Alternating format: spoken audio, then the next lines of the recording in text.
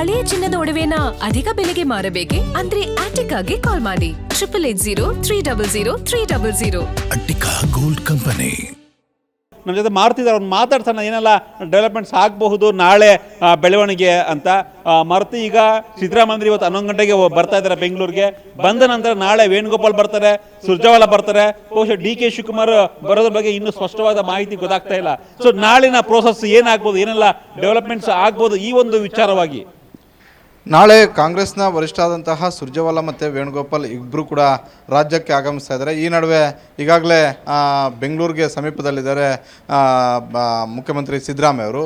ಉಪಮುಖ್ಯಮಂತ್ರಿ DK ಶಿವಕುಮಾರ್ ಅವರು 12ವರೆಗೆ ಬೆಂಗಳೂರು ಬಿಟ್ಟು 2:30-3 ಗಂಟೆಗೆ ದೆಹಲಿ ಬಿಟ್ಟು 2:30-3 ಗಂಟೆಗೆ ಬೆಂಗಳೂರಿಗೆ ಆಗಮಿಸ್ತಾ ಇದ್ದಾರೆ. ನಾಳೆ 2 ಕಾರ್ಯಕ್ರಮದಲ್ಲಿ ಸಿದ್ದರಾಮಯ್ಯ ಅವರು ಭಾಗವಹಿಸ್ತಾರೆ, ಅದೇ ರೀತಿ DK ಶಿವಕುಮಾರ್ ಅವರು ಕೂಡ ಭಾಗವಹಿಸ್ತಾರೆ. KPCC ಕಚೇರಿಯಲ್ಲಿ ಒಂದು ಕಾರ್ಯಕ್ರಮ ಇದೆ, ಅದೇ ರೀತಿ ವಿಧಾನಸೌಧದಲ್ಲಿ ಒಂದು ಕಾರ್ಯಕ್ರಮ ಇದೆ. ಅದಾದ ಬಳಿಕ ಸಂಜೆ ಬಹುತೇಕ ನಾಳೆ ಸಂಜೆ ಇಲ್ಲವೇ ನಾಡಿದ್ದು ಶಾಸಕಾಂಗ ಪಕ್ಷದ ಸಭೆಯನ್ನು ಕರಿಬೋದು. ನಾಳೆನೂ ಕೂಡ ಕರಿಬೋದು. ಯಾಕಂತ ಹೇಳಿದ್ರೆ ದೆಹಲಿಯ ಹೈಕಮಾಂಡ್ ಅಂಗಳದಲ್ಲಿ ಸಿದ್ದರಾಮಯ್ಯ ಮತ್ತು DK ಶಿವಕುಮಾರ್ ಅವರನ್ನು ಕೂರಿಸ್ಕೊಂಡು ರಾಹುಲ್ ಗಾಂಧಿ ಅವರು ಏನು ಹೇಳಿದ್ರು, ಕಾಂಗ್ರೆಸ್ ಹೈಕಮಾಂಡ್ ಅಂತಿಮವಾದಂಥ ಒಂದು ತೀರ್ಮಾನ ಯಾವ ರೀತಿಯಾಗಿ ಬಂತು, ಇದಕ್ಕೆ ಸಿದ್ದರಾಮಯ್ಯ ಮತ್ತು DK ಶಿವಕುಮಾರ್ ಒಪ್ಕೊಂಡಿದ್ದಾರೆ. ಹೀಗಾಗಿ ಶಾಸಕಾಂಗ ಪಕ್ಷ ಸಭೆ ಒಂದು ನೆಪ ಮಾತ್ರ ಅಷ್ಟೇ, ಎಲ್ಲವೂ ಕೂಡ ಕಾಂಗ್ರೆಸ್ ಹೈಕಮಾಂಡೇ ಅಂತಿಮ ನಿರ್ಧಾರ. ಇದಕ್ಕೆ ಒಕ್ಕೊರಲಿನ ಒಂದು ನಿರ್ಧಾರವನ್ನು ಹೇಳಬೇಕು ಅನ್ನುವಂಥದ್ದನ್ನು ಶಾಸಕರಿಗೆ ಮನವರಿಕೆ ಮಾಡಿಕೊಡುವಂಥ ಒಂದು ಕೆಲಸ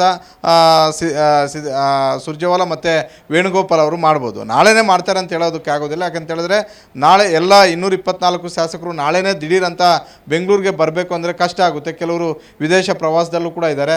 ಅವರ ಅಭಿಪ್ರಾಯವನ್ನು ಯಾವ ರೀತಿಯಾಗಿ ತೆಗೆದುಕೊಳ್ತಾರೆ ಅನ್ನುವಂಥದ್ದು ಒಂದು ಕಡೆ. ಬಹುತೇಕರ ಅಭಿಪ್ರಾಯ ಕಾಂಗ್ರೆಸ್ ಹೈಕಮಾಂಡ್ ನಿರ್ಧಾರಕ್ಕೆ ಬದ್ಧ ಅಂತ ಹೇಳ್ತಾರೆ ಅನ್ನೋದರ ನಂಬಿಕೆ ಮೇಲೆ ನಾಳೆನೂ ಕೂಡ ಕರಿಬೋದು. ಇಲ್ಲ ಅಂತ ಹೇಳಿದ್ರೆ ನಾಡಿದ್ದು ಸಿದ್ದರಾಮಯ್ಯ ಅವರು ಶಾಸಕಾಂಗ ತಮ್ಮ ಸ್ಥಾನಕ್ಕೆ, ಮುಖ್ಯಮಂತ್ರಿ ಸ್ಥಾನಕ್ಕೆ ರಾಜ್ಯಪಾಲರಿಗೆ ರಾಜೀನಾಮೆಯನ್ನು ಕೊಟ್ಟ ಬಳಿಕ ಎಲ್ಲರೂ ಕೂಡ ಬೆಂಗಳೂರಿಗೆ ಬರುವಂತೆ ಹೇಳಿ ಸಿದ್ದರಾಮಯ್ಯ ಅವರಿಂದಲೇ ಅಧಿಕೃತವಾಗಿ, ಹಿಂದೆ ಯಡಿಯೂರಪ್ಪ ಅವರು ಯಾವ ರೀತಿಯಾಗಿ ಬಹಿರಂಗವಾಗಿ ಮಾತಾಡಿ ತಮ್ಮ ರಾಜೀನಾಮೆಯನ್ನು ಕೊಟ್ಟಿದ್ರು, ಇವರು ಆ ರೀತಿಯಾಗಿ ಒಂದು ವೇದಿಕೆ ಕಾರ್ಯಕ್ರಮ ಮಾಡದೇ ಇದ್ದರೂ ಕೂಡ ನಾನು ಸಂತೃಪ್ತನಾಗಿ ಅವರ ನಿವಾಸದಲ್ಲಿ, ಸರ್ಕಾರಿ ನಿವಾಸದಲ್ಲಿ, ಕಾವೇರಿಯಲ್ಲೋ ಇಲ್ಲ ಕೃಷ್ಣಾದಲ್ಲೋ ಮಾಧ್ಯಮ ಗೋಷ್ಠಿಯನ್ನು ಕರೆದು ನನ್ನ ಸ್ವಇಚ್ಛೆಯಿಂದ ನಾನು ರಾಜೀನಾಮೆಯನ್ನು ಕೊಡ್ತಿದ್ದೇನೆ, ಬಿಟ್ಟರೆ 8 ವರ್ಷಗಳ ಕಾಲ ನಾನು ಮುಖ್ಯಮಂತ್ರಿ ಆಗಿ ನನಗೆ ಖುಷಿ ಕೊಟ್ಟಿದೆ. ನಾನು ಈಗ ಕಾಂಗ್ರೆಸ್ ಹೈಕಮಾಂಡ್ ಯಾರಿಗೆ ಅಧಿಕಾರವನ್ನು ಹಸ್ತಾಂತರ ಮಾಡುತ್ತೋ ಅದು ನನಗೆ ಗೊತ್ತಿಲ್ಲ, ಆದರೆ ಕಾಂಗ್ರೆಸ್ ಹೈಕಮಾಂಡ್ ಹೇಳ್ದಂತೆ ನಾನು ನಡ್ಕೊಳ್ತಾ ಇದ್ದೀನಿ. ರಾಹುಲ್ ಗಾಂಧಿ ಅವರು ನನಗೆ 2 ಬಾರಿ ಅವಕಾಶವನ್ನು ಕೊಟ್ಟರು. ಅವತ್ತಿಂದ ಇವತ್ತಿನವರೆಗೂ ಸೋನಿಯಾ ಗಾಂಧಿ, ಪ್ರಿಯಾಂಕಾ ಗಾಂಧಿ ಅವ್ರಿಗಿಂತಲೂ, ಮಲ್ಲಿಕಾರ್ಜುನ ಖರ್ಗೆ ಅವ್ರಿಗಿಂತಲೂ ಕೂಡ ಸಿದ್ದರಾಮಯ್ಯ ಅವರ ಬಾಯಲ್ಲಿ ಬರ್ತಿದ್ದು ರಾಹುಲ್ ಗಾಂಧಿ ಅವರು ಹೇಗೆ ಹೇಳ್ತಾರೋ ಅದರಂತೆ ನಾನು ನಡ್ಕೊಳ್ತೀನಿ ಅನ್ನುವಂಥದ್ದನ್ನು ಹೇಳ್ತಿದ್ರು. ಹೀಗಾಗಿ ರಾಹುಲ್ ಗಾಂಧಿ ಅವರ ಮಾತಿನಂತೆ ನಾನು ನನ್ನ ಸ್ಥಾನವನ್ನು ಖಾಲಿ ಮಾಡ್ತಾ ಇದ್ದೀನಿ. ಜೊತೆಗೆ ಇಂಥವ್ರನ್ನೇ ಮಾಡಿ ಅಂತ ನಾನು ಹೇಳಿಲ್ಲ. ಕಾಂಗ್ರೆಸ್ ಹೈಕಮಾಂಡ್ ಯಾರಿಗೆ ಮಾಡೋದಕ್ಕೆ ಒಪ್ಪುತ್ತೋ ಅಂಥವ್ರನ್ನು ಮಾಡೋದಕ್ಕೆ ನನ್ನ ಸಹಮತ ಇದೆ ಅನ್ನುವಂಥದ್ದನ್ನು ಅವರ ಬಾಯಲ್ಲಿ ಹೇಳೋದ್ರ ಮುಖೇನ. ಯಾಕಂತ ಹೇಳಿದ್ರೆ ಕಾಂಗ್ರೆಸ್ ಹೈಕಮಾಂಡ್ಗೂ ಗೊತ್ತು, ಇದನ್ನು ಜಾಸ್ತಿ ಇರುಸು ಮುರುಸು ಮಾಡಿಕೊಂಡು ಜಾಸ್ತಿ ಸಂಕಲನಗಳನ್ನು ಮಾಡ್ಕೊಂಡಿದ್ದೆ ಆದರೆ ಅದರ ನೇರ ಎಫೆಕ್ಟ್ ಸಿದ್ದರಾಮಯ್ಯ ಅವ್ರಿಗೆ ಆಗೋದಿಲ್ಲ, DK ಶಿವಕುಮಾರ್ ಅವ್ರಿಗೆ ಆಗೋದಿಲ್ಲ, ಇಡೀ ಪಕ್ಷಕ್ಕೆ ರಾಜ್ಯದಲ್ಲಿ ಆಗುತ್ತೆ ಅನ್ನುವಂಥ ಒಂದು ಆತಂಕ. ಮುಂದೆ GBH ಚುನಾವಣೆ ಬರ್ತಾ ಇದೆ, ಜಿಲ್ಲಾ ಪಂಚಾಯತ್, ತಾಲೂಕ್ ಪಂಚಾಯತ್ ಚುನಾವಣೆಗಳು ಬರ್ತಾ ಇದ್ದಾವೆ. ಅದಾದ ಬಳಿಕ ವಿಧಾನಸಭಾ ಚುನಾವಣೆ ಕೂಡ ಬರುತ್ತೆ. ಹೀಗಾಗಿ ಒಬ್ಬ ಹಿಂದುಳಿದ ವರ್ಗಗಳ ನಾಯಕನನ್ನು ನಾವು ಬೇರೆ ರೀತಿಯಲ್ಲಿ ನಡೆಸ್ಕೊಳ್ಳಿಲ್ಲ, ಅವರನ್ನು ಗೌರವಯುತವಾಗಿ ನಡೆಸ್ಕೊಳ್ತಾ ಇದ್ದೀವಿ. ಕಾಂಗ್ರೆಸ್ ಹೈಕಮಾಂಡ್ ಅವ್ರಿಗೆ ಇಷ್ಟೆಲ್ಲ ಆಪ್ಷನ್ಗಳನ್ನು ಕೂಡ ಕೊಟ್ಟಿದೆ ಅನ್ನುವಂಥದ್ದನ್ನು ಹೇಳುವಂಥ ಒಂದು ಕೆಲಸ ಸಿದ್ದರಾಮಯ್ಯ ಅವರ ಬಾಯಲ್ಲೇ ಹೇಳಿಸುವಂಥ ಒಂದು ಕೆಲಸ ಆಗುತ್ತೆ. ತದಬಳಿಕ ಸಿದ್ದರಾಮಯ್ಯ ಅವರು ಗುರುವಾರ ಬೆಳಗ್ಗೆ 12 ಗಂಟೆ ಒಳಗಾಗಿ ರಾಜೀನಾಮೆಯನ್ನು ಕೊಡ್ತಾರೆ ಅನ್ನುವಂಥ ಒಂದು ಅಧಿಕೃತ ಮಾಹಿತಿ ಅವರ ಆಪ್ತ ವಲಯದಿಂದಲೇ ಗೊತ್ತಾಗ್ತಾ ಇರೋದ್ರಿಂದ ಅದಾದ ಬಳಿಕ ಗುರುವಾರ ಸಂಜೆ ವೇಣುಗೋಪಾಲ್, ಸುರ್ಜೇವಾಲಾ, ಸಿದ್ದರಾಮಯ್ಯ ಮತ್ತು DK ಶಿವಕುಮಾರ್ ಅವರ ನೇತೃತ್ವದ ಶಾಸಕಾಂಗ ಪಕ್ಷದ ಸಭೆಯನ್ನು ಕರಿಬೋದು. ಆ ಸಭೆಯಲ್ಲಿ 140 ಜನ ಶಾಸಕರು ಕೂಡ, ಕಾಂಗ್ರೆಸ್ ಶಾಸಕರು ಕೂಡ ಭಾಗವಹಿಸಿ ತಮ್ಮ ಮುಂದಿನ ಶಾಸಕಾಂಗ ಪಕ್ಷದ ನಾಯಕನನ್ನು, ಸಹಜವಾಗಿ ಕಾಂಗ್ರೆಸ್ ಹೈಕಮಾಂಡ್ ಈ ಮಧ್ಯದಲ್ಲಿ ಆಗುವಂಥ ಒಂದು ಬದಲಾವಣೆಗಳಿಗೆ ಶಾಸಕರ ಅಭಿಪ್ರಾಯವನ್ನು ಸಂಗ್ರಹ ಮಾಡೋದು ಯಾವ ಪಕ್ಷದಲ್ಲೂ ಕೂಡ ಇಲ್ಲ. ಅದು ಕಾಂಗ್ರೆಸ್ ಆಗಿರ್ಬೋದು, BJP ಆಗಿರ್ಬೋದು, ಅದು ಮಧ್ಯದಲ್ಲಿ ಆಯಾ ಹೈಕಮಾಂಡ್ಗಳ ನಿರ್ಧಾರವೇ ಆಗಿರುತ್ತೆ. ಹೀಗಾಗಿ ಹೈಕಮಾಂಡ್ ನಿರ್ಧಾರ ಈಗ ನಮಗೆ ಸಿಗ್ತಿರುವಂಥ ಒಂದು ಮಾಹಿತಿಯ ಪ್ರಕಾರ, ಗ್ಯಾರಂಟಿ ನ್ಯೂಸ್ ಬ್ರೇಕ್ ಮಾಡಿದಂಥ ಒಂದು ಮಾಹಿತಿಯ ಪ್ರಕಾರ DK ಶಿವಕುಮಾರ್ ಅವರೇ ಆಗಿರೋದ್ರಿಂದ DK ಶಿವಕುಮಾರ್ ಅವರನ್ನ ಶಾಸಕಾಂಗ ಪಕ್ಷದ ನಾಯಕನನ್ನಾಗಿ ನೇಮಕ ಆಗ್ಬೋದು. ಆ ಸಂದರ್ಭದಲ್ಲೇ DK ಶಿವಕುಮಾರ್ ಅವರು ಕೂಡ ನಾನು ಪ್ರಮಾಣ ವಚನ ಯಾವ ಯಾವ ದಿನಾಂಕದಂದು ಸ್ವೀಕಾರ ಮಾಡ್ತೀನಿ, ಎಲ್ಲರೂ ಕೂಡ ತಪ್ಪದೆ ಹಾಜರಾಗಬೇಕು ಅನ್ನುವಂಥ ಒಂದು ಮನವಿಯನ್ನು ಕೂಡ ಮಾಡ್ಬೋದು. ಜೊತೆಗೆ ಸಿದ್ದರಾಮಯ್ಯ ಅವರು ಯಾವುದೇ ಕಾಂಟ್ರವರ್ಸಿಗಳು ಇಲ್ಲದೇ ಇರುವಂಥ ಒಂದು ರೀತಿಯಲ್ಲಿ ಅಧಿಕಾರವನ್ನು ಕೊಟ್ಟು ಹೋಗ್ತಿರೋದ್ರಿಂದ ಅವ್ರಿಗೂ ಒಂದು ರೀತಿ ಸಭೆಯಲ್ಲಿ ಎಲ್ಲರ ಪರವಾಗಿ ಧನ್ಯವಾದ ಹೇಳುವಂಥ ಒಂದು ಕೆಲಸಗಳು ಕೂಡ ಆಗ್ಬೋದು. ಒಟ್ಟಾರೆ ಈ ಎಲ್ಲ ಬೆಳವಣಿಗೆಗಳು ಮಾರುತಿ, ಒಂದು ಇಂಟ್ರೆಸ್ಟಿಂಗ್ ವಿಚಾರ. ನೀವು ತುಂಬ ಬಾರಿ ನನ್ನ ಜೊತೆ ಮಾತಾಡಿದ್ದೀರಿ ಈ ವಿಚಾರವಾಗಿ, ಸಾಕಷ್ಟು ಬಾರಿ ನಾವಿಬ್ಬರು ಕೂಡ ಮಾತಾಡಿದ್ದೀವಿ. ಒಂದು ವೇಳೆ ಅಂದರೆ ಸಿದ್ದರಾಮಯ್ಯ ರೆಡಿ ಇದ್ದು ರಾಜೀನಾಮೆ ಕೊಡಬೇಕು 2.5 ವರ್ಷ ಆದಮೇಲೆ, ಅವ್ರಿಗೆ ಖುಷಿ ಇತ್ತು, ತೃಪ್ತಿ ಇತ್ತು, ಸಾಕಷ್ಟು ರೆಕಾರ್ಡ್ಸ್ ಮಾಡಿದ್ದಾರೆ, ಲಾಂಗೇಟ್ CM ಅಂತ. ಆಮೇಲೆ ಅರಸು ನಂತರ ಅರಸು ಚಾರ್ಮ್ ಇರ್ತಕ್ಕಂಥ ಲೀಡರ್ ಸಿದ್ದರಾಮಯ್ಯ. ಹಾಗಾಗಿ ಎಲ್ಲ ರೀತಿಯ ಅಧಿಕಾರವನ್ನು ಎಲ್ಲ ಅನುಭವಿಸಿ ಒಂದು ಸಂತೃಪ್ತರಾಗಿದ್ದಾರೆ. ಸೊ ಈಗ ಹೈಕಮಾಂಡ್ ಹೇಳಿದ್ರೆ, ವಿಶೇಷವಾಗಿ ರಾಹುಲ್ ಗಾಂಧಿ ಹೇಳಿದ್ರೆ ಬಿಟ್ಟೋಗ್ತಾರೆ ಅನ್ನೋ ಒಂದು ಮಾತನ್ನು ಸಾಕಷ್ಟು ಬಾರಿ ನೀವು ಹೇಳಿದ್ರೆ ನಾವು ಮಾತಾಡಿದ್ದೀವಿ ಆ ವಿಚಾರವಾಗಿ. ಬಟ್ ಒಂದು ಸಿದ್ದರಾಮಯ್ಯನವ್ರಿಗೆ ಆತಂಕ ಇದ್ದಿದ್ದು ಅಥವಾ ಅವರ ಒಂದು ಬಳಗ, ಈಗ ಸಿದ್ದರಾಮಯ್ಯನವರು ಅತ್ಯಂತ ಆಪ್ತ ಸಚಿವರು, ಶಾಸಕರು ಯಾವುದೇ ಕಾರಣಕ್ಕೂ ಸಿದ್ದರಾಮಯ್ಯ ರಾಜೀನಾಮೆ ಕೊಡಬಾರ್ದು ಅಂತ ಇವತ್ತು ಕೂಡ ಪ್ರೆಜರ್ ಆಗ್ತಾ ಇದ್ರು ಅನ್ನೋ ಒಂದು ಮಾಹಿತಿ. ಏನು ರಾಹುಲ್ ಗಾಂಧಿ ಮತ್ತು ಸುರ್ಜೇವಾಲಾ ಹಾಗೂ ವೇಣುಗೋಪಾಲ್ ಜೊತೆ ಮೀಟಿಂಗ್ ಆದಮೇಲೆ ಅವರು ಜಾರ್ಜ್ ಮನೆಗೆ ಹೋಗ್ತಾರೆ, ಅಲ್ಲಿ ಮೀಟಿಂಗ್ ಮಾಡ್ತಾರೆ, ಅಲ್ಲೊಂದು ಸ್ನ್ಯಾಕ್ಸ್ ತಿಂತಾರೆ. ಅಲ್ಲಿ ಸಚಿವರು ಮತ್ತು ಆಪ್ತರ ಜೊತೆ ಮಾತಾಡಬೇಕಾದ್ರೆ ರಾಜೀನಾಮೆ ಕೊಡ್ತೀನಿ ಅಂದಾಗ, ಬೇಡ, ಯಾವುದೇ ಕಾರಣಕ್ಕೆ ಕೊಡಬೇಡಿ, ಒಪ್ಕೊಂಬೇಡಿ ನೀವು. ಸೊ ನೀವು ಒಪ್ಕೊಂಡ್ರೆ ಮುಂದಿನ ರಾಜಕೀಯ ಭವಿಷ್ಯನೋ ಅಥವಾ ನಮ್ಮ ರಾಜಕೀಯ ಭವಿಷ್ಯನೋ, ಕನ್ನಡದ ಕಾಂಗ್ರೆಸ್ಗೆ ಕಷ್ಟಕಾಲ ಆಗಬಹುದೇನೋ, ಈ ರೀತಿಯಾಗಿ ಚರ್ಚೆ ಆಗಿದೆ ಅನ್ನೋ ಒಂದು ಮಾಹಿತಿ. ಸೊ ಎಲ್ಲ ಒಂದು ಆಪ್ತರನ್ನು, ಸಚಿವರನ್ನು ಒಪ್ಪಿಸಿ ಇವರು ರಾಜೀನಾಮೆ ಕೊಡ್ತಾ ಇದ್ದಾರೆ ಅಥವಾ ಅವರ ಒಂದು ಆ ಬೇಜಾರು ಹಂಗೆ ಇರುತ್ತಾ? ಇದನ್ನು ಒಂದು ವೇಳೆ ಸಿದ್ದರಾಮಯ್ಯನವರ ಆಪ್ತರನ್ನು ಒಟ್ಟಾಗಿ ನಡ್ಸ್ಕೊಂಡು ಹೋಗುವಂಥ ಶಕ್ತಿ DK ಶಿವಕುಮಾರ್ ಕಂಟಿನ್ಯೂ ಮಾಡ್ತಾರೆ ಅದನ್ನ ಅಂತ ಈ ಪೊಲಿಟಿಕಲ್ ಸಿನಾರಿಯೋದಲ್ಲಿ.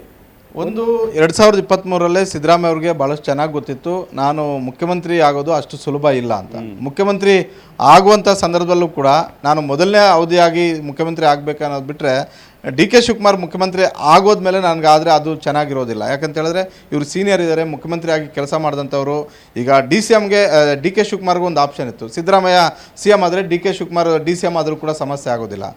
ಬೇರೆ ರಾಜ್ಯಗಳಲ್ಲಿ CM ಆದವರು DCM ಆಗಿದ್ದಾರೆ, ನಮ್ಮ ರಾಜ್ಯದಲ್ಲೂ ಕೂಡ ಜಗದೀಶ್ ಶೆಟ್ಟರು CM ಆದವರು DCM ಆಗಿದ್ದಾರೆ. ಆದರೆ ಆ ರಾಜಕಾರಣ ಸಿದ್ದರಾಮಯ್ಯ ಮಾಡಲಿಲ್ಲ.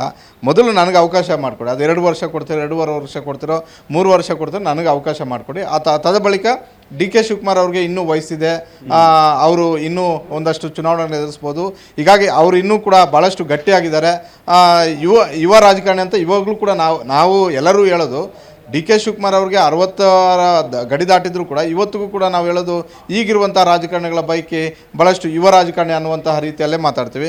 ಹೀಗಾಗಿ DK ಶಿವಕುಮಾರ್ ಅವರು ಆಮೇಲೆ ಆಗಲಿ ಅನ್ನುವಂಥದ್ದನ್ನು ಸಿದ್ದರಾಮಯ್ಯ ಅವರು ಹೇಳಿದ್ರು. ಹೀಗಾಗಿ ಸಿದ್ದರಾಮಯ್ಯ ಅವ್ರಿಗೆ ಆ ವಿಚಾರದಲ್ಲಿ ಒಂದು ತೃಪ್ತಿ ಇತ್ತು.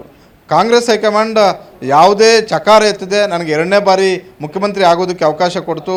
ಹೀಗಾಗಿ 2.5 ವರ್ಷ ಆದ ತಕ್ಷಣ ಸಿದ್ದರಾಮಯ್ಯ ಅವ್ರಿಗೂ ಕೂಡ ಆ ಕ್ಷಣದಲ್ಲಿ ಅನಿಸಿರೋದು ನಿಜ, ನಾನು ನನ್ನ ಅವಧಿ ಕಂಪ್ಲೀಟ್ ಆಗ್ತಿದೆ, ನಾನು ಬಿಟ್ಕೊಳ್ಬೇಕು ಅಂತ. ಬೇರೆ ಕಾರಣಾಂತರಗಳಿಂದ ಒಂದಷ್ಟು ಒತ್ತಡಗಳು ಕೂಡ ಬಂದವು. ಅದಾದ ಬಳಿಕ ರಾಹುಲ್ ಗಾಂಧಿ ಅವರು ಇನ್ನಷ್ಟು ದಿನ ಕಾಲ ನೀವು ಕಂಟಿನ್ಯೂ ಆಗಿ ಆಮೇಲೆ ನಾವೇ ಕೂಡ ಸಂದೇಶವನ್ನು ರವಾನೆ ಮಾಡ್ತೀವಿ ಅಂತ ಹೇಳಿದ್ರು. ಈ ನಡುವೆ ಒಂದಷ್ಟು ಸಚಿವರುಗಳು, ಒಂದಷ್ಟು ಶಾಸಕರು ಸಿದ್ದರಾಮಯ್ಯವರ ಮೇಲೆ ಪ್ರೆಜರ್ ಹಾಕಿದ್ದು ನಿಜ. ನೀವು ಸುಮ್ಮನೆ ಬಿಡುವಂತಹ ಒಂದು ಕೆಲಸ ಆಗಬಾರ್ದು, ನೀವು ಇರಬೇಕು, ನೀವಿದ್ರೇ ಮುಂದಿನ ವಿಧಾನಸಭಾ ಚುನಾವಣೆಯನ್ನು ನಾವು ಗೆಲ್ಲೋದಕ್ಕಾಗೋದು, ನಮ್ಮ ಭವಿಷ್ಯವನ್ನು ಕೂಡ ರಾಜಕೀಯವಾಗಿ ಗಟ್ಟಿ ಆಗೋದಕ್ಕೆ ಕಾರಣ ಆಗುತ್ತೆ. DK ಶಿವಕುಮಾರ್ ಆದರೆ ನಮ್ಗೆ ಆ ಸಮಸ್ಯೆ ಆಗುತ್ತೆ, ಈ ಸಮಸ್ಯೆ ಆಗುತ್ತೆ, ಇದೆಲ್ಲವನ್ನು ಕೂಡ ಹೇಳಿದ್ದು ಕೂಡ ನಿಜ. ಆದರೆ ಸಿದ್ದರಾಮಯ್ಯ ಇದ್ಯಾವುದನ್ನು ಕೂಡ ಭಾಳಷ್ಟು ಗಂಭೀರವಾಗಿ ತೆಗೆದುಕೊಳ್ಳಿಲ್ಲ. ಕಾರಣ ಏನು ಅಂತ ಹೇಳಿದ್ರೆ, ಅವತ್ತು ಮಾತು ಕೊಟ್ಟಿದ್ವಿ, ಒಂದು ವೇಳೆ ಆ ಮಾತಿಗೆ ತದ್ವಿರುದ್ಧವಾಗಿ ನಾವು ನಡ್ಕೊಂಡಿದ್ದೆ ಆದರೆ ನನ್ನ ಇಡೀ ರಾಜಕಾರಣದಲ್ಲಿ ನನಗೆ ಕಪ್ಪು ಚುಕ್ಕಿ ಆಗುತ್ತೆ ಅಂತ. ಇವತ್ತು ಕೂಡ ಒಂದು ವೇಳೆ ಸಿದ್ದರಾಮಯ್ಯ ಈಗಿರುವಂತಹ ಸಂಖ್ಯಾಬಲದ ಮೇಲೆ ನಿರ್ಧಾರ ಮಾಡೋದಾದರೆ ಬಹುತೇಕ DK ಶಿವಕುಮಾರ್ CM ಆಗೋದಕ್ಕೆ ಆಗೋದಿಲ್ಲ. ಶಾಸಕಾಂಗ ಪಕ್ಷದ ಸಭೆಯಲ್ಲಿ ಇವತ್ತು ಕೂಡ ಸಿದ್ದರಾಮಯ್ಯ ಅವರ ಪರವಾಗಿ ಹೆಚ್ಚು ಶಾಸಕರಿದ್ದಾರೆ, ಹೆಚ್ಚು ಸಚಿವರು ಇದ್ದಾರೆ. ಬಹುತೇಕ ಹಿರಿಯ ಸಚಿವರೆಲ್ಲರೂ ಕೂಡ ಅವರು ಸಪೋರ್ಟ್ಗಿದ್ದಾರೆ. ಅಲ್ಲಿ ಶಾಸಕಾಂಗ ಪಕ್ಷದಲ್ಲೇನು ಸಚಿವರು ಅಂತ ಅವ್ರಿಗೇನು 2 ಮಾತೇನು ಕೊಡೋದಿಲ್ಲ ನಾವು. ಆದರೆ ಶಾಸಕರ ಅಂತ ನಾವು ಕರೆಸ್ಕೊಂಡಾಗ ಶಾಸಕರು ಇವತ್ತು ಕೂಡ ಸಿದ್ದರಾಮಯ್ಯ ಅವ್ರ ಪರವಾಗಿದ್ದಾರೆ. ಯಾಕಂತ ಹೇಳಿದ್ರೆ ಅವ್ರಿಗೂ ಕೂಡ ಅದರ ಪೊಲಿಟಿಕಲ್ ಪ್ರಾಫಿಟ್ ಆಗಿ ನೋಡ್ತಾರೆ. ಈಗ ಹಳೆ ಮೈಸೂರು ಭಾಗದ 1-2 ಜಿಲ್ಲೆಗಳನ್ನು ಹೊರತುಪಡಿಸಿ ಬೇರೆ ಯಾವುದೇ ಜಿಲ್ಲೆಯನ್ನು ನೀವು ನೋಡಿದಾಗಲೂ ಕೂಡ ಸಿದ್ದರಾಮಯ್ಯ ಅವರ ವರ್ಚಸ್ಸಿಂದ ಗೆದ್ದು ಬರುವಂತಹ ಶಾಸಕರ ಸಂಖ್ಯೆ ಜಾಸ್ತಿ ಇದೆ. ಯಾವ ರೀತಿ BJPಯಲ್ಲಿ ಹಲವು ವರ್ಷಗಳ ಕಾಲ ಯಡಿಯೂರಪ್ಪ ಅವರ ವರ್ಚಸ್ಸಿತ್ತು, ಯಡಿಯೂರಪ್ಪ ಮುಖದಿಂದ ಗೆದ್ದು ಬರ್ತಾ ಇದ್ರು, ಇವತ್ತು ಕೂಡ ಲಿಂಗಾಯತ ಸಮುದಾಯದ ಶಾಸಕರಾಗಿರ್ಬೋದು, ಬೇರೆ ಸಮುದಾಯದ ಶಾಸಕರಾಗಿರ್ಬೋದು, ಉತ್ತರ ಕರ್ನಾಟಕ, ಕಲ್ಯಾಣ ಕರ್ನಾಟಕ ಭಾಗಕ್ಕೆ ಹೋದಾಗ, ಕಿತ್ತೂರು ಕರ್ನಾಟಕ ಭಾಗಕ್ಕೆ ಹೋದಾಗ ಅಲ್ಲಿ ವರ್ಕೌಟ್ ಆಗೋದು ಲಿಂಗಾಯತ ಪ್ಲಸ್ ಕುರುಬ, ಲಿಂಗಾಯತ ಪ್ಲಸ್ ಅದರ್ಸ್, ಈ ಫಾರ್ಮುಲಾದಲ್ಲಿ ವರ್ಕೌಟ್ ಆಗಿದ್ರಿಂದಲೇ ಸಿದ್ದರಾಮಯ್ಯ ಅಂತ ಹೇಳಿದ ತಕ್ಷಣ ಯಾವುದೋ ಒಂದು ಸಮುದಾಯ ಅವ್ರನ್ನ ಅಪ್ಕೊಳ್ತಿರ್ಲಿಲ್ಲ. ಸಿದ್ದರಾಮಯ್ಯ ಅಂತ ಹೇಳಿದ ತಕ್ಷಣ 2004ರಿಂದ ಇತ್ತೀಚೆಗೆ ಅಹಿಂದ ನಾಯಕ, ಬಹುದೊಡ್ಡ ಅಹಿಂದ ನಾಯಕನಾಗಿ ಬೆಳೆದ್ರು. ಆ ಸಮುದಾಯಗಳು ಅವ್ರ ಕೈ ಹಿಡಿದು, ನಾನು ಅಹಿಂದ ಕೈ ಹಿಡಿದಷ್ಟು ಸಿದ್ದರಾಮಯ್ಯ ಅಹಿಂದ ಕೈ ಹಿಡಿದ್ರಂತೆ ಖಂಡಿತವಾಗಿಯೂ ಕೂಡ ಸಿದ್ದರಾಮಯ್ಯನ ಅಹಿಂದಾಗೇನೋ ಅಷ್ಟು ಕೈ ಹಿಡಿದಿಲ್ಲ, ಅಷ್ಟು ಜನರನ್ನು ಬೆಳೆಸಲಿಲ್ಲ. ಅದು ರಾಜಕೀಯವಾಗಿರ್ಬೋದು, ಬೇರೆ ವಿಚಾರದಲ್ಲಾಗಿರ್ಬೋದು. ಈಗ ಸಿದ್ದರಾಮಯ್ಯವ್ರಿಗೆ ಅವಕಾಶ ಇತ್ತು, ಅಹಿಂದ ವರ್ಗದವ್ರನ್ನ ಇನ್ನಷ್ಟು 4 ಜನರನ್ನು ಸಚಿವರನ್ನಾಗಿ ಮಾಡುವಂಥ ಅವಕಾಶ ಇತ್ತು. ಆದರೆ ಇದು ಸಾಮಾಜಿಕ ನ್ಯಾಯಕ್ಕೆ ವಿರುದ್ಧವಾಗಿ ಇರುತ್ತೆ ಅನ್ನುವಂಥದ್ದು. ಜೊತೆಗೆ ನನಗೆ ಇದು ಬೇರೆ ರೀತಿಯಲ್ಲಿ ಆಗ್ಬೋದು. ಯಾಕಂತ ಹೇಳಿದ್ರೆ ಇವತ್ತು ಕೂಡ ನಾವು ಯಡಿಯೂರಪ್ಪನ ಬಗ್ಗೆ ಮಾತಾಡ್ತೀವಿ. ಯಡಿಯೂರಪ್ಪ ಒಂದಷ್ಟು ಸ್ಥಾನಗಳನ್ನು ತಮ್ಮ ಸಮುದಾಯಕ್ಕೆ ಹೆಚ್ಚು ಕೊಟ್ಕೊಂಡ್ರು ಅಂತ. ಇನ್ನು ದೇವೇಗೌಡರ ಪರವಾಗಿ ಬಂದಾಗ ಅದೊಂದು ಪ್ರಾದೇಶಿಕ ಪಕ್ಷವಾಗಿ ಸಹಜವಾಗಿ ಈ ಭಾಗದಲ್ಲಿ ಒಕ್ಕಲಿಗ ಸಮುದಾಯದ ಶಾಸಕರು ಜಾಸ್ತಿ ಗೆದ್ದು ಬರೋದ್ರಿಂದ ಸಹಜವಾಗಿ ಅವ್ರಿಗೆ ಸಿಗುವಂಥ ಅವಕಾಶಗಳಲ್ಲಿ ಅವರು ಹೆಚ್ಚು ಆ ಸಮುದಾಯಕ್ಕೆ ಕೊಡ್ತಾರೆ. ಆದರೆ ನಾವೆಲ್ಲ ನೋಡೋದು ಹೆಂಗೆ ಅಂತ ಹೇಳಿದ್ರೆ ದೇವೇಗೌಡರು ಎಲ್ಲವೂ ತಮ್ಮ ಸಮುದಾಯಕ್ಕೆ, ತಮ್ಮ ಸುತ್ತಮುತ್ತಲಿರೋರಿಗೆ ಹೆಚ್ಚು ಅವಕಾಶಗಳನ್ನು ಕೊಟ್ಟರಂತ ಈ ಒಂದು ಅಪವಾದ ಸಿದ್ದರಾಮಯ್ಯ ಅವರಿಗೆ ಆ ಸಮುದಾಯದವರು ಹೇಳ್ತಾರೆ, ಅವರನ್ನು ಬೆಂಬಲಿಸ್ತಿದ್ದಂತಹ ಅಹಿಂದ ವರ್ಗವು ಕೂಡ ಹೇಳುತ್ತೆ. ನಮಗೇನು ಮಾಡಿದ್ರು ಸಿದ್ದರಾಮಯ್ಯ? ನಮ್ಮಿಂದ ಪದೇ ಪದೇ ಓಟ್ ಹಾಕಿಸ್ಕೊಂಡ್ರು, ನಮ್ಮಿಂದ ಪದೇ ಪದೇ ಮುಖ್ಯಮಂತ್ರಿ ಆದರು, ವಿರೋಧ ಪಕ್ಷದ ನಾಯಕರಾದರು, ಆದರೆ ನಮಗೆ ಹೆಚ್ಚು ಸ್ಥಾನಗಳನ್ನು ಕೊಡಲಿಲ್ಲ ಅಂತ. ಆದರೆ ಆ ರೀತಿಯಾಗಿ ಸಿದ್ದರಾಮಯ್ಯ ಹೆಚ್ಚು ಸ್ಥಾನಗಳನ್ನು ಕೊಟ್ಟಿದ್ರೆ ಆ ಕ್ಷಣದಲ್ಲಿ ಆ ವರ್ಗಗಳ ಸಹಾನುಭೂತಿಯನ್ನು ಗಿಟ್ಟಿಸ್ಕೊಳ್ಬಹುದಾಗಿತ್ತೆ ಹೊರತು ಮುಂದಿನ ದಿನಗಳಲ್ಲಿ, ಇವತ್ತು ನಾಳೆ ಅಲ್ಲ, ಮುಂದೆ ಯಾರೋ ಬೇರೆಯವರು ಬಂದಾಗ, ಬೇರೆಯವರು ಸಮುದಾಯಕ್ಕೆ ಹೆಚ್ಚು ಅವಕಾಶಗಳು ಕೊಟ್ಟಾಗ, ಬೇರೆ ಯಾವುದೋ ಒಂದೆರಡು ಸಮುದಾಯಗಳನ್ನು ಪರಿಗಣಿಸಿದಾಗ ಅಯ್ಯೋ ಸಿದ್ದರಾಮಯ್ಯ ಹಿಂಗೆ ಇರಲಿಲ್ವಲ್ಲ ಅನ್ನೋ ರೀತಿ ಚರ್ಚೆ ಆಗುತ್ತೆ. ಇವತ್ತು ಕೂಡ ಸಿದ್ದರಾಮಯ್ಯ 2013ರ ಕ್ಯಾಬಿನೆಟ್ ಆಗಿರ್ಬೋದು, 2023ರ ಕ್ಯಾಬಿನೆಟ್ ಆಗಿರ್ಬೋದು, ಬಹುತೇಕ ಎಲ್ಲ ಸಮುದಾಯಗಳು, ಅದು ಅವರ ಸಮುದಾಯದಲ್ಲಿ ಮುಸ್ಲಿಮರಿದ್ದಾರೆ, ಕ್ರಿಶ್ಚಿಯನ್ರಿದ್ದಾರೆ, ಲಿಂಗಾಯತರು ಬಹುಪಾಲಿದ್ದಾರೆ, ಒಕ್ಕಲಿಗರಿದ್ದಾರೆ, ಜೈನ ಸಮುದಾಯದವರಿದ್ದಾರೆ, ಸಣ್ಣ ಪುಟ್ಟ ಸಮುದಾಯಗಳನ್ನು ಕೂಡ ಪರಿಗಣಿಸುವಂಥ ಕೆಲಸ ಮಾಡಿದೆ. ಅದರಲ್ಲಿ ಅಹಿಂದದಲ್ಲಿ ಭಾಳಷ್ಟು ಸಮುದಾಯಗಳನ್ನು ಸಿದ್ದರಾಮಯ್ಯವರು ಮರೆತಿರೋದು ಕೂಡ ಇದೆ. ಆದರೆ ಸಾಮಾಜಿಕವಾಗಿ ನಾವು ನೋಡಿದಾಗ ಒಂದು ಕ್ಯಾಬಿನೆಟಲ್ಲಿ ಸಾಮಾಜಿಕ ಸಮತೋಲನವನ್ನು ಕಾಪಾಡುವಂಥ ಒಂದು ಕೆಲಸವನ್ನು ಅವರು ಮಾಡಿದ್ದಾರೆ. ಇದನ್ನು ನಾವು ಸಿದ್ದರಾಮಯ್ಯವರ ಹೆಗ್ಗಳಿಕೆ ಅಂತಲ್ಲ, ಸಿದ್ದರಾಮಯ್ಯವರ ರೂಢಿಸಿಕೊಂಡು ಬಂದಂಥದ್ದು. ಇದು ಬೇರೆ ನಾಯಕರು ಮಾಡದೇ ಇರೋದನ್ನು ಸಿದ್ದರಾಮಯ್ಯವರು ಮಾಡೋದ್ರಿಂದ ಒಂದಷ್ಟು ಬೇರೆ ರೀತಿಯ ರಾಜಕಾರಣಿಯಾಗಿ ನಿಲ್ತಾರೆ. ಹೀಗಾಗಿ ನಾಳೆ ಮತ್ತು ನಾಡಿದ್ದು ಯಾವ ಬೆಳವಣಿಗೆಗಳು ಆಗ್ತವೆ ಅನ್ನುವಂಥದ್ದನ್ನು ನಾವು ಕಾದು ನೋಡಬೇಕಾಗಿದೆ. ಸತೀಶ್. ಎಸ್ ಮಾರುತಿ, ನಾವು ತುಂಬ ಸಲ ಮಾತನಾಡಿದ್ದೀವಿ ವಿಚಾರವಾಗಿ. ಈಗ ಕಳೆದ ಒಂದು 6-7 ತಿಂಗಳಿಂದ ಇತ್ತಿದ್ದು ನಾಯಕದ ಬದಲಾವಣೆ ಅಂತ ನಾವು ಸಾಕಷ್ಟು ಬಾರಿ ಸುದ್ದಿ ಮಾಡಿದ್ವಿ. ಅದಕ್ಕೆ ಸ್ವತಃ ಸಿದ್ದರಾಮಯ್ಯನವರೇ ಬೈದಿದ್ರು ಮಾಧ್ಯಮಗಳಿಗೆ, ಏನು ಇಲ್ಲಪ್ಪ, ಏನು ಬದಲಾವಣೆ ಆಗಲ್ಲ, ನೀವೇ ಊಹಿಸ್ಕೊಳ್ತೀರಾ, ಹೈಕಮಾಂಡ್ ಹೇಳಿದ ಮಾತು ಕೇಳ್ತೀವಿ ಅಂತ. ಸೊ ಇವತ್ತು ಕೂಡ ಸಹಜವಾಗಿ ಇವತ್ತು ದೆಹಲಿಯಲ್ಲಿ ಮೀಟಿಂಗ್ ಇದೆ ಅಂದ ತಕ್ಷಣ ಇವತ್ತು ಕೂಡ ಬಹುಶಃ ಬೇರೆ ವಿಚಾರ ಚರ್ಚೆ ಆಗ್ಬೋದು, ಅಥವಾ ಇವತ್ತು ನಿರ್ಧಾರ ಹೊರಬೀಳೋದು ತುಂಬ ಕಡಿಮೆ ಅನ್ನೋ ಲೆಕ್ಕಾಚಾರ ಇತ್ತು. ನಾವು ಬೆಳಗ್ಗೆಯಿಂದ ನಾನ್ ಸ್ಟಾಪ್ ಲೈವ್ ಮಾಡಬೇಕಾದ್ರೆ, ನ್ಯೂಸ್ ಕೊಡಬೇಕಾದ್ರೆ ಹೇಳ್ತಾ ಇದ್ವಿ ಏನಾಗುತ್ತೆ ಅಂತ.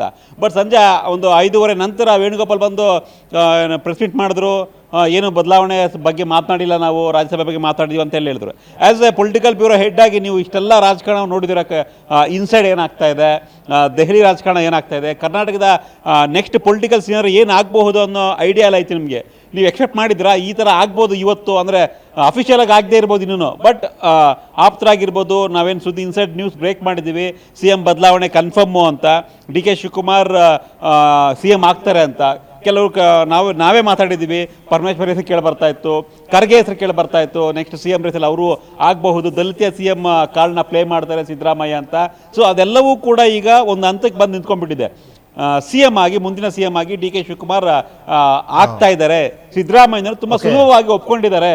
ನೋ ಪ್ರಾಬ್ಲಮ್ ಮಾಡಲ್ಲ, ಗಲಾಟೆ ಮಾಡಲ್ಲ, ತರಲೆ ಮಾಡಲ್ಲ, ಆಯ್ತು